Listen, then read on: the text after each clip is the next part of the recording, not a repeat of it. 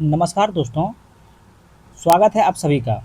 आज हम बीपीएससी शुरू कर रहे हैं। बीपीएससी टीआरई 4 और 5.0 सामाजिक विज्ञान का होने वाला है। ध्यान रखिएगा, आपका सामाजिक विज्ञान ये सोशल साइंस का आपका होने वाला है। ध्यान रखिएगा। देखिए, ये सबसे महत्वपूर्ण solve paper and practice set book, इस सीरीज में हम हर प्रश्न को एग्जाम के लेवल पर डिस्कस करेंगे, साथ ही उत्तर के साथ छोटा सा आसान क्या है एक्सप्लेनेशन भी समझेंगे। तो बिना समय गवाए चलिए शुरू करते हैं आज का प्रैक्टिस सेट नंबर 2। ध्यान रखिए, प्रैक्टिस सेट नंबर 2 होने वाला है। उससे पहले अभी तक चैनल को सब्सक्राइब नहीं किए भैया तो प्लीज़ आपसे हाथ जोड़कर निवेदन कर रहे हैं, प्लीज़ चैनल को सब्सक्राइब कर लीजिए। चलिए चलते हैं प्रश्न नंबर 1 की ओर। चलिए यहाँ से शुरू करते हैं प्रैक्टिस सेट नंबर 2, जो कि आपका बीपीएससी तैयारी 4 का होने वाला है। चलिए पहले नंबर प्रश्न बताइएगा। देखिए आपको कितना क्या प्रश्न है। बिहार में नगर शैली से बने मंदिरों का सबसे अच्छा उदाहरण कौन सा है?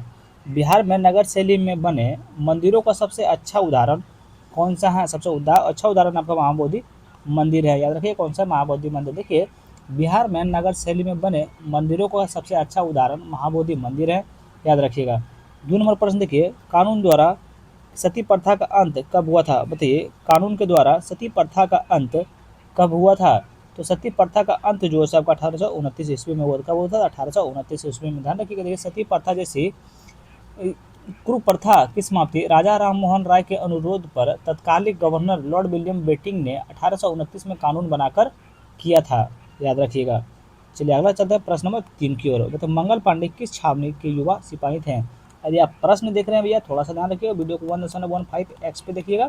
वीडियो थोड़ा स्पीड बढ़ा लीजिएगा। ये आपका सामाजिक विज्ञान यानी सोशल साइंस का ये आपका सिर्फ क्वेश्चन होने वाला। ध्यान रखिएगा।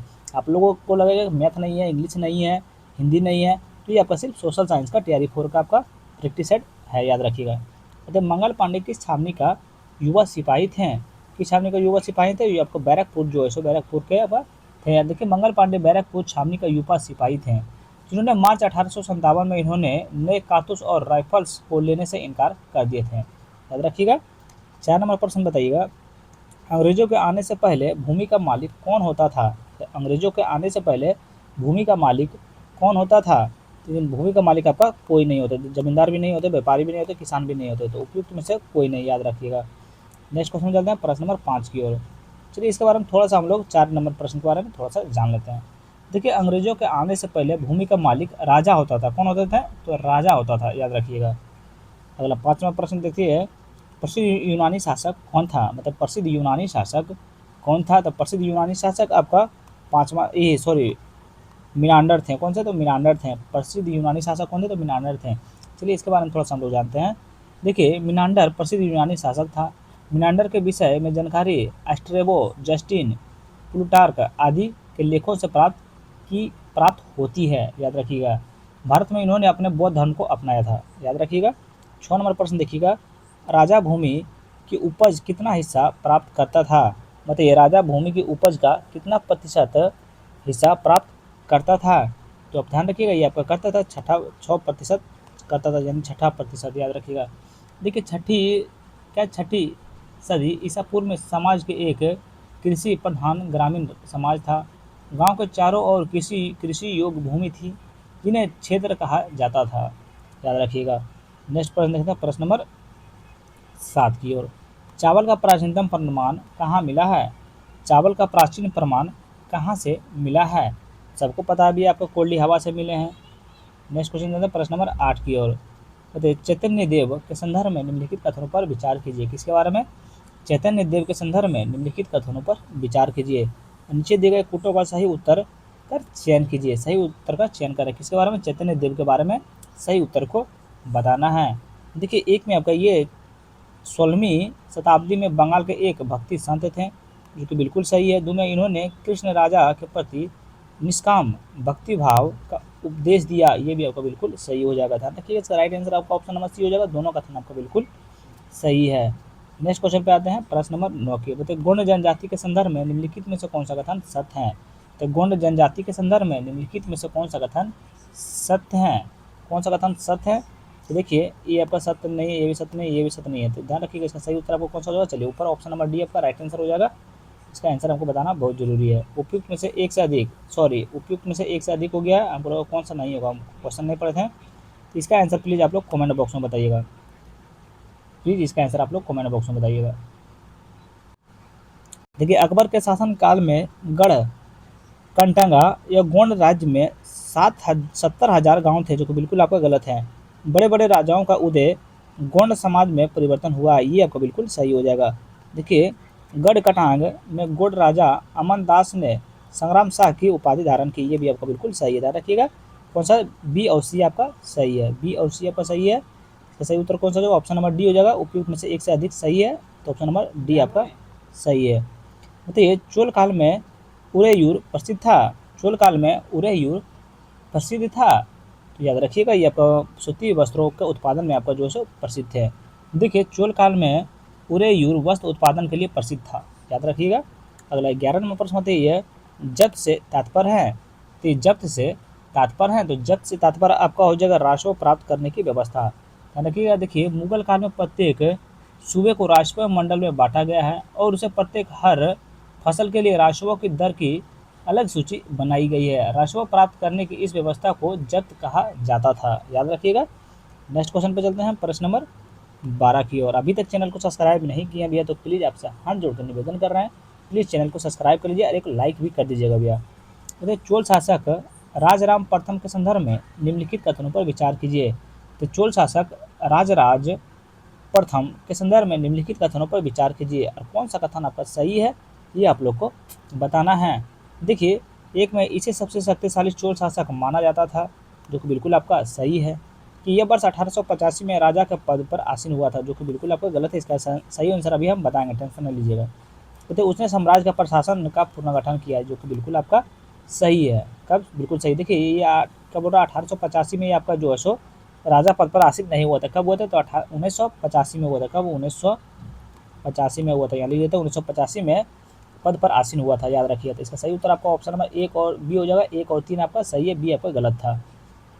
चलिए नेक्स्ट क्वेश्चन पे चलते हैं, प्रश्न नंबर 13 की ओर। सूची 1 और सूची 2 से मिलान करना है।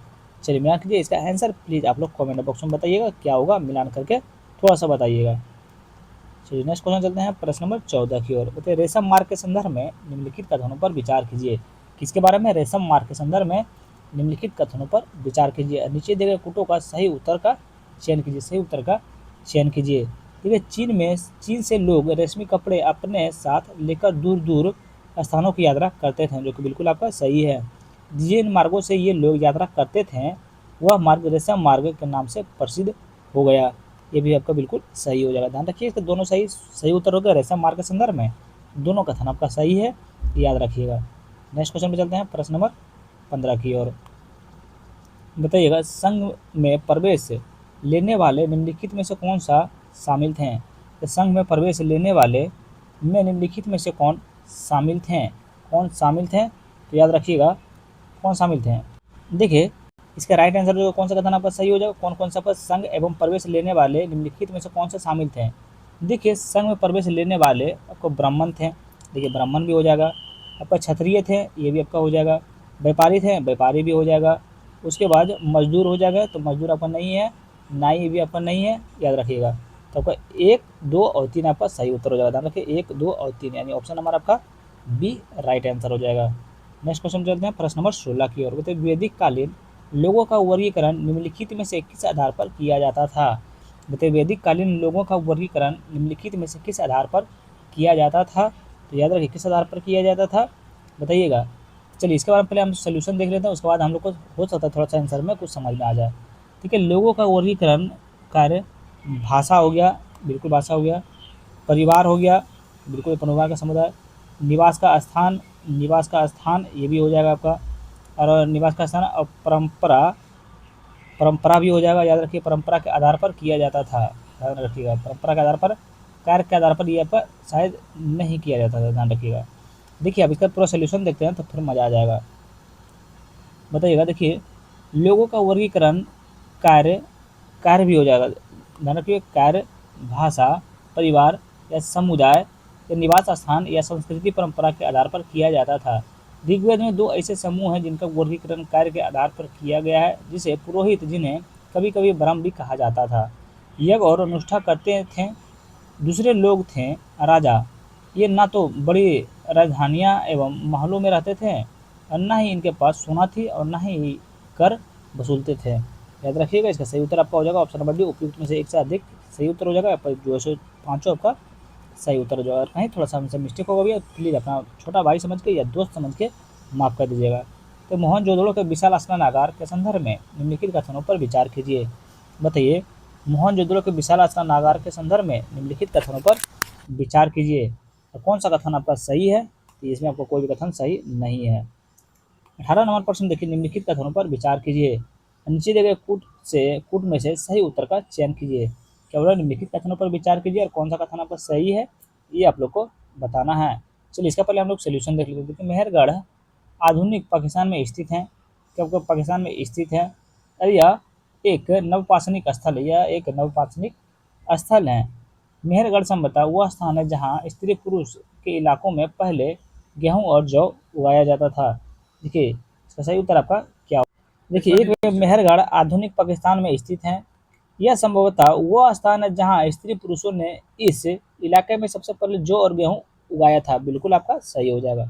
देखिए, गर्तावास का मुख्य उपयोग ठंड के मौसम में सुरक्षित आवासों के लिए होता था, जो कि बिल्कुल आपका सही है। याद कर लीजिएगा, आपको दोनों कथन बिल्कुल सही हो जाएगा। तो इसका राइट आंसर जो है उपयुक्त में से एक से अधिक, ऑप्शन नंबर डी आपका सही उत्तर हो जाएगा।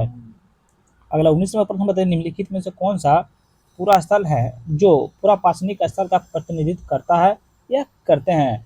क्या बोल रहा है? निम्नलिखित में से कौन सा पूरा स्थल है जो पूरा पाषाणिक स्थल का प्रतिनिधित्व करता है या करते हैं? करता है या फिर करते हैं, तो वो कौन करते हैं? देखिएगा, इसका पहले हम लोग सोल्यूशन सुन लेते हैं। पहले भीतर बैठिका करते हैं, याद रखिएगा। अच्छा, आपका कुरनूल गुफाएं भी करती है, ये भी आपको याद रखना है। और आपका इनामगांव इमाम गांव का एक प्रतिनिधित्व करता है। हाँ, ध्यान रखिएगा, ये भी आप करता है। इसीलिए इसका सही उत्तर आपका हो जाएगा ऑप्शन नंबर ए हो जाएगा। एक दो सॉरी उपयुक्त में से एक से अधिक हो जाएगा। चार आपका उनसे जो है सो आपका ये नहीं करते हैं, याद रखिएगा। इसका सही उत्तर आपका ऑप्शन नंबर डी हो जाएगा। एक दो तीन जो करते हैं, उपयुक्त में से एक से अधिक आपका राइट आंसर हो जाएगा। चलिए नेक्स्ट क्वेश्चन चलते हैं, प्रश्न नंबर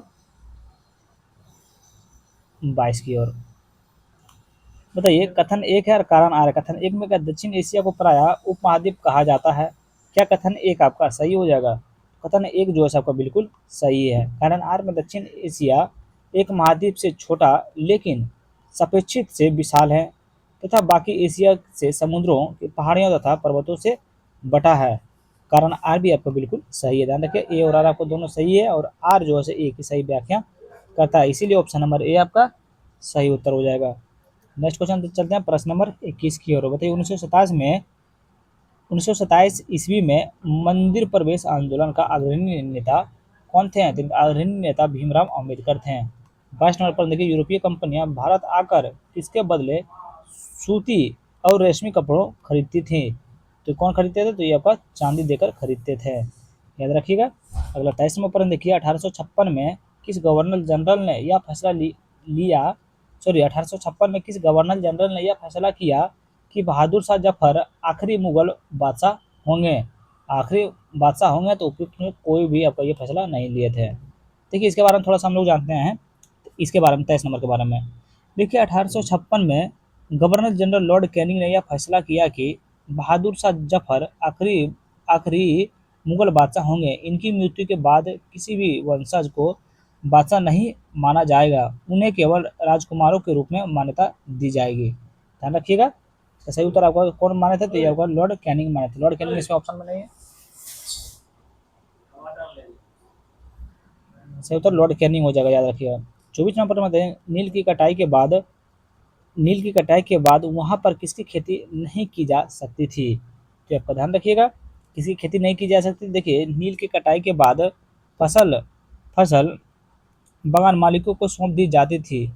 कर्जा मिल जाता था तो वही चक्र दोबारा शुरू हो जाता था। बागान चाहते थे कि किसान अपने सबसे बढ़िया खेतों में ही नील की खेती करे, लेकिन नील के साथ परेशानी यह थी कि उनसे जुड़े गहरी होती थी और वह मिट्टी सारी ताकत खींच लेती थी। नील की खेती के बाद वहाँ धान की खेती नहीं की जा सकती थी। ध्यान रखिए, वहाँ धान की खेती की नहीं की जा सकती थी, याद रखिएगा। चलिए इसका आंसर प्लीज़ आप लोग कमेंट बॉक्स में बताइए। सोल्यूशन बता दिए हैं। नेक्स्ट क्वेश्चन चलते हैं, प्रश्न नंबर 25 की, क्योंकि वो क्वेश्चन हमको 24 नंबर कुछ समझ में आया नहीं था। चलिए बताइएगा, 1856 ईस्वी में भारतीय रियासत पर अंग्रेजों ने कुशासन का आरोप लगाकर उसे ब्रिटिश साम्राज्य में मिला लिया था। मिला लिया था, तो ये आपका अवध को आपका मिला लिए थे, ध्यान रखिएगा।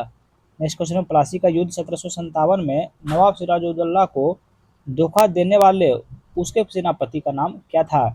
तो उनके सेनापति का नाम आपका क्या था? तो बहुत इजी क्वेश्चन है भैया, आपका मीर जाफर थे, याद रखिएगा। कौन थे? तो मीर जाफर थे। चलो 27 नंबर प्रश्न बताइए, रॉबर्ट क्लाइव ने किसे हिंदुस्तान का नक्शा तैयार करने का काम सौंपा था?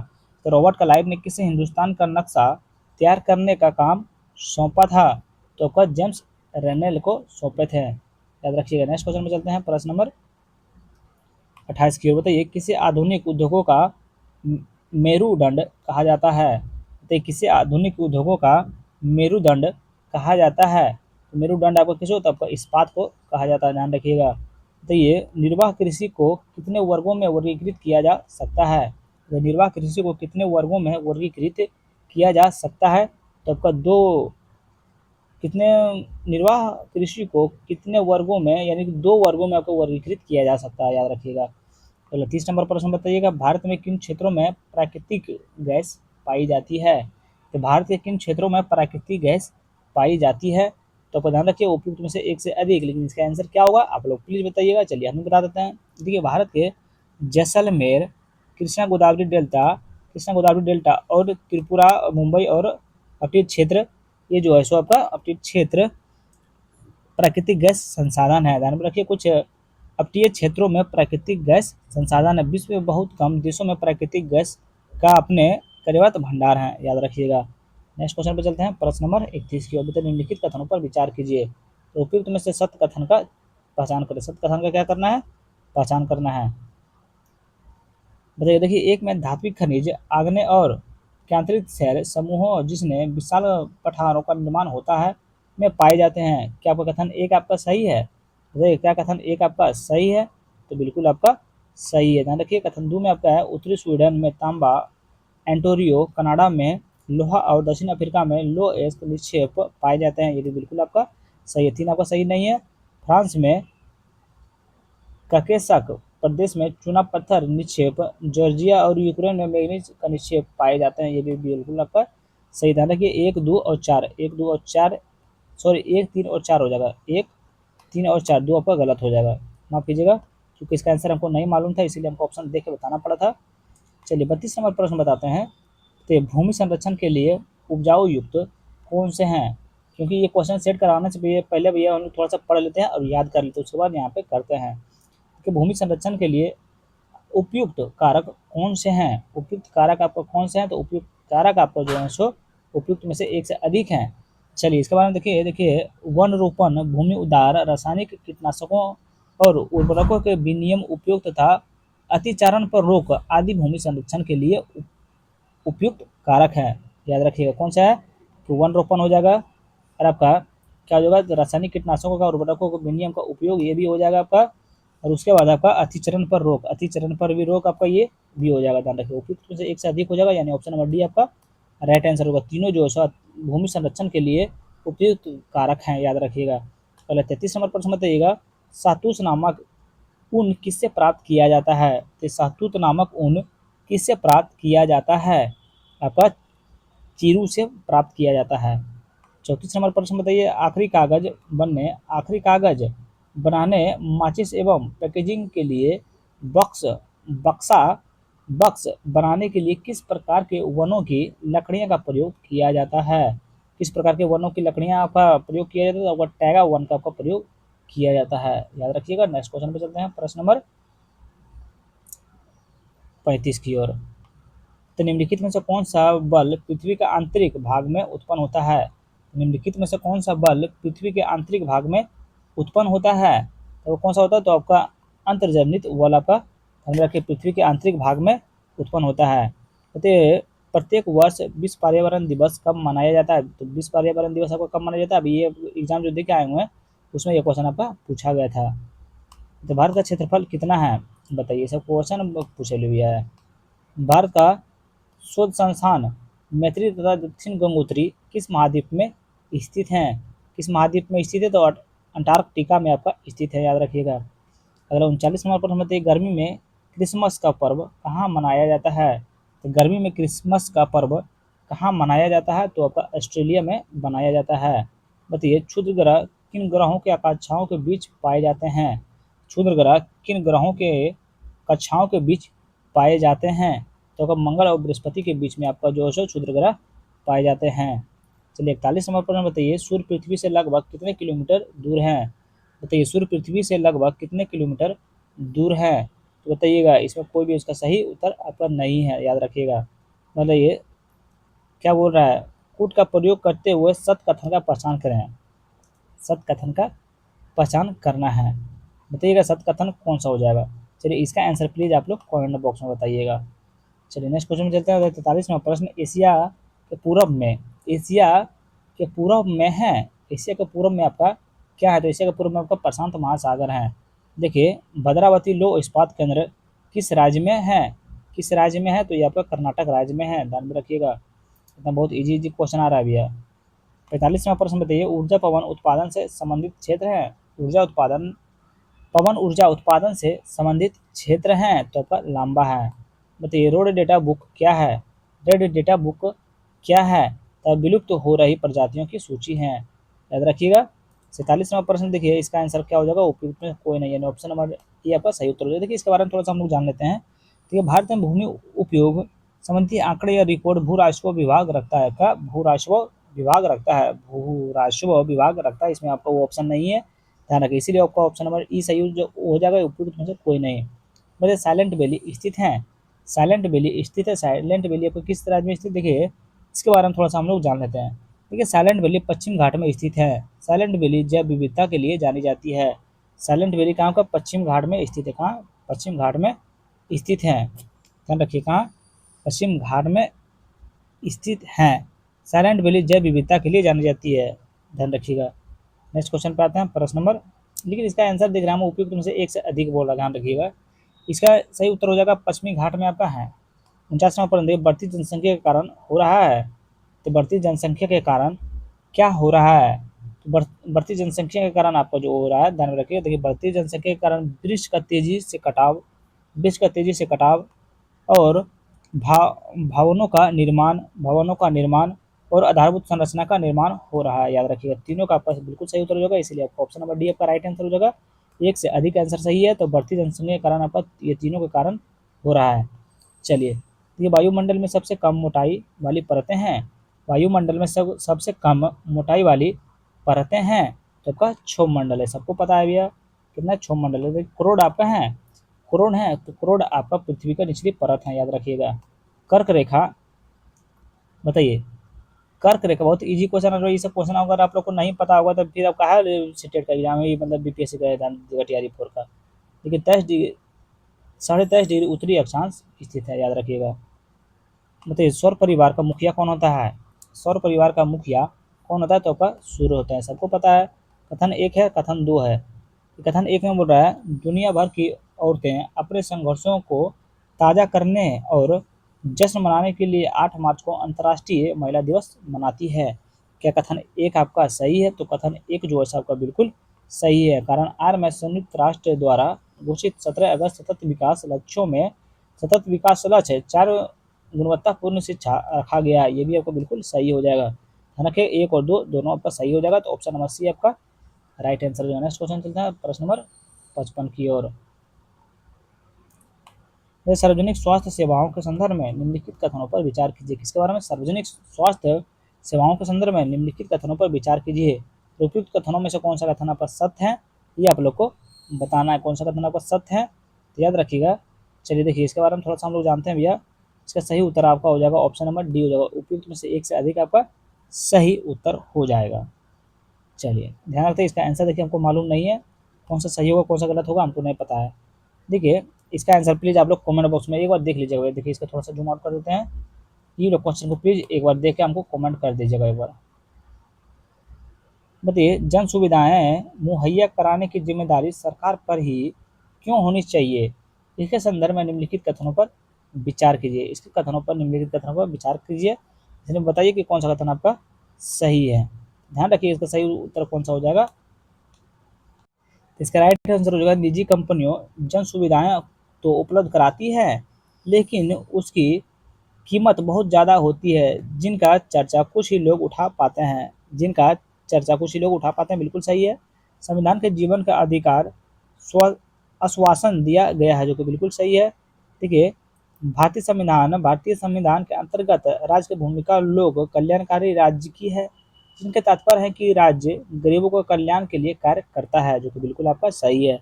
जन सुविधाएं मुहैया कराने की जिम्मेदारी सरकार पर ही क्यों होनी चाहिए, इसके संदर्भ में तीनों कथन आपका सही हो जाएगा। तीनों का ऑप्शन में नहीं है तो ऑप्शन नंबर डी हो जाएगा। उपयुक्त में से एक से अधिक सही है, यानी कि तीनों कथन आपका बिल्कुल राइट है। 57 नंबर प्रश्न बताइए, भारत में कानून निर्माण प्रक्रिया के संबंध में निम्नलिखित कथनों पर विचार कीजिए। क्या करना है, निम्नलिखित कथनों पर विचार करना है। बताइए कि उपयुक्त में से कौन सा कथन आपका सही है। देखिए, विधेयक को कानून बनाने के लिए सिर्फ दोनों सदनों की मंजूरी होनी चाहिए, राष्ट्रपति की नहीं। ऑप्शन नंबर आपका ये सही उत्तर हो जाएगा। ऑप्शन नंबर आपका सी राइट आंसर हो जाएगा। नेक्स्ट क्वेश्चन पे चलते हैं। देखिए, कथन एक में आपका क्या बोल रहा है। ये कथन एक में आपका है, लोकतंत्र में हम अपने नेता को खुद चुनते हैं ताकि हमारी वो और वे सत्ता का जिम्मेदार के साथ साथ इस्तेमाल कर सकें। ध्यान रखिएगा। कारण कथन दो में देखिए आपका है, कथन दो में लोकतंत्र में पढ़ाया संविधान के एक ऐसी नियम तय करता है जिसके द्वारा राजनेताओं के हाथों में सत्ता का दुरुपयोग को रोका नहीं जा सकता है। ध्यान रखिए, इसका सही उत्तर हो जाएगा। देखिए, आपका कथन एक, केवल आपका कथन एक आपका सही है। याद रखिए, केवल कथन एक आपका ऊपर और सही है, तो ये आपका गलत है। नेक्स्ट क्वेश्चन पे चलते हैं। प्रश्न नंबर 59 की। कथन एक है, कारण आ रहा है। कथन एक में क्या, केंद्र व राज्य सरकार जनजातीय आबादी वाले क्षेत्रों में विशेष योजनाएं लागू करती है, जो कि कथन एक आपका बिल्कुल सही है। कथन एक आपका बिल्कुल सही है। कारण आर में संविधान में जनजातियों हेतु विशेष प्रावधान किया गया है, ये भी आपका बिल्कुल सही हो जाएगा। ध्यान रखिए, इसका राइट आंसर हो जाएगा। देखिए, कथन एक और आर आपस दोनों सही है और आर एक ही सही व्याख्या करता है। याद रखिए। नेक्स्ट क्वेश्चन चलते हैं। बताइएगा नेक्स्ट क्वेश्चन पे। बताइए, डोंगरिया कोंड जनजाति पाई जाती है। डोंगरिया कोंड जनजाति पाई जाती है तो आपका कालाहांडी उड़ीसा में पाई जाती है। सर्वोच्च न्यायालय कहाँ स्थित है। सर्वोच्च न्यायालय कहाँ स्थित है, तो सर्वोच्च न्यायालय आपको जो है नई दिल्ली में स्थित है। चलिए नेक्स्ट क्वेश्चन चलते हैं। प्रश्न नंबर 62 की ओर। अच्छा, रोलैक्ट एक्ट के संदर्भ में निम्नलिखित कथनों पर विचार कीजिए। रोलैक्ट एक्ट के संदर्भ में निम्नलिखित कथनों पर विचार कीजिए।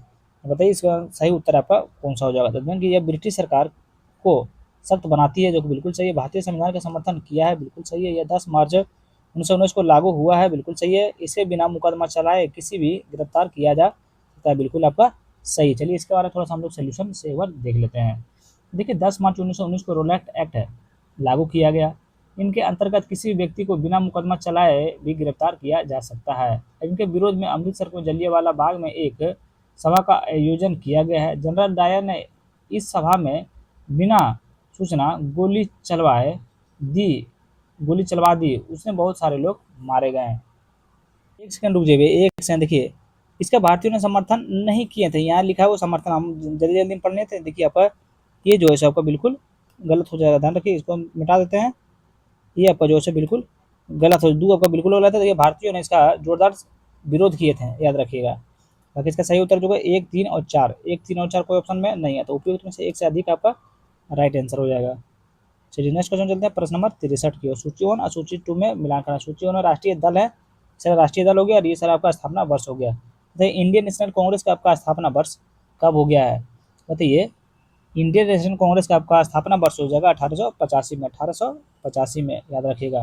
भारतीय जनता पार्टी का स्थापना वर्ष कब है, तो भारतीय जनता पार्टी की जन्म वर्ष 1980 1980 है। नेशनल पीपुल्स पार्टी की स्थापना वर्ष कब है, तो आपको 2013 है। रखिए 2013 है। आम आदमी की पार्टी आपका 2012 हो जाएगा। रखिएगा, तो 1, 2, 3 और 4 हो जाएगा। 1, 2, 3, 4 यानी ऑप्शन नंबर सी आपका सही उत्तर हो जाएगा। याद कर लीजिएगा, बहुत ही बढ़िया क्वेश्चन है, बहुत ही शानदार क्वेश्चन था। नेक्स्ट क्वेश्चन चलते हैं। प्रश्न नंबर 64 की ओर। बताइए, भारतीय संसद में शामिल है। भारतीय संसद में आपका क्या शामिल है, नीचे दिए गए विकल्पों का सही विकल्प का चयन कीजिए। तो ये भारतीय संसद में शामिल, याद रखिएगा। देखिए, आपका राष्ट्रपति है, ये तो आपका सही हो जाएगा। उसका राज्यसभा है, ये भी हो जाएगा। लोकसभा है, ये भी हो जाएगा। 4 आपका नहीं होगा, इसलिए आपका ऑप्शन नंबर ए आपका राइट आंसर होगा। 1, 2, 3 सही है। पहला 65वां प्रश्न बताइए, आंध्र प्रदेश राज्य पुनर्गठन के बाद तेलंगाना भारत का राज्य कब बना। आंध्र प्रदेश राज्य पुनर्गठन के बाद तेलंगाना भारत का राज्य कब बना, तो 2 जून 2014 को बना था। ध्यान में रखिएगा। अगला देखते हैं 66वां प्रश्न, धर्म, नस्ल, जाति, लिंग और जन्म स्थान के आधार पर विभेद नहीं किया जा सकता है। यह अधिकार समाहित है, यह अधिकार समाहित है, तो यह अधिकार जो है सबका मूल अधिकार में समाहित है। याद रखिएगा। नेक्स्ट क्वेश्चन में चलते हैं, इसका आंसर प्लीज आप लोग कमेंट बॉक्स में बताइएगा। नेक्स्ट क्वेश्चन चलता है प्रश्न नंबर 68 की ओर। तो निम्नलिखित में संविधान सभा के अस्थायी अध्यक्ष कौन थे? तो निम्नलिखित में संविधान सभा के अस्थायी सदस्य, अस्थायी अध्यक्ष कौन थे? तो अस्थायी अध्यक्ष आप लोग को पता होगा भी, आपका डॉक्टर राजेंद्र प्रसाद है। ये निम्नलिखित में से कौन सा अधिकार मौलिक अधिकार में शामिल किया गया है? बताइए, निम्नलिखित में से कौन सा अधिकार मौलिक अधिकार में शामिल किया गया है? तो कौन कौन सा आपका शामिल किए गए हैं? तो वो देखिए, समानता का अधिकार आपका जो है मौलिक अधिकार में शामिल किए गए हैं। धर्म, जाति, लिंग, नस्ल के आधार पर भेदभाव का निषिद्ध होना, ये भी जो है सबका मौलिक अधिकार में शामिल किया गया। ध्यान रखिए। तो ऑप्शन नंबर ए आपका राइट आंसर हो जाएगा। ये तीन और चार आपका नहीं किए गए थे। चलिए नेक्स्ट क्वेश्चन में चलते हैं, प्रश्न नंबर 70 की ओर। बताइए, निम्नलिखित में से कौन सा बाजार का प्रारूप नहीं है? तो निम्नलिखित में से कौन सा बाजार का प्रारूप नहीं है? कौन सा नहीं है? तो ये आपका ध्यान रखिए, उपयुक्त में से कोई नहीं हो जाएगा। चलिए इसके बारे में थोड़ा सा हम लोग सोल्यूशन देखते हैं। देखिए, बाजार का तात्पर्य एक ऐसी जगह है जहाँ किसी वस्तु का व्यापार होता है, क्रेता या विक्रेता होते हैं। इसके कई प्रारूप हैं जो निम्नलिखित में से साप्ताहिक बाजार, स्थानीय बाजार, शॉपिंग मॉल कॉम्प्लेक्स आदि मध्यकप्त और उत्पादक व उपभोक्ता बाजार का अंग है। बाजार का प्रारूप नहीं है, बाजार का प्रारूप नहीं है, याद रखिएगा। अगला 71 नंबर प्रश्न बताइए, कथन एक है और कारण है। कथन एक में क्या 19वीं शताब्दी में शिक्षा के क्षेत्र में नवाचार हुआ? क्या कथन एक आपका सही हो जाएगा? तो कथन एक आपका जो है बिल्कुल सही है। कारण आर में सामाजिक जागरूकता में वृद्धि हुई, ये भी आपका बिल्कुल सही है। ये कथन एक और आर दोनों को सही है और आर एक ही सही व्याख्या करता है, याद रखिए। नेक्स्ट क्वेश्चन चलते हैं, प्रश्न नंबर 72 की ओर। कथन एक है, कारण आर है। स्वस्थ सेवाएं प्रदान करना सरकार का प्राथमिक कर्तव्य है, जो कि कथन एक बिल्कुल सही है। कारण आर में आपका है, सरकार का प्रत्येक व्यक्ति के जीवन अधिकारिक रक्षा करनी होती है, जो कि बिल्कुल आपका सही है। देखिए, ए और आर दोनों आपका सही है और आर एक ही सही व्याख्या भी करता है, इसीलिए ऑप्शन नंबर ए आपका राइट आंसर हो जा रहा है। अभी तक चैनल को सब्सक्राइब नहीं किया भैया तो प्लीज़ चैनल को सब्सक्राइब कर लीजिए। बताइए, मध्य भोजन योजना सर्वप्रथम किस राज्य में प्रारंभ की गई है? बताइए, मध्यम भोजना योजना सर्वप्रथम किस राज्य में प्रारंभ की गई है? तो ये आपका जो है तमिलनाडु में सबसे पहले प्रारंभ किया गया है। चलिए 74 नंबर प्रश्न देखते हैं। कृषि प्रधान देश कृषि प्रधान देश होने के बावजूद यहाँ के किसान विभिन्न संस्थाओं से ग्रस्त हैं।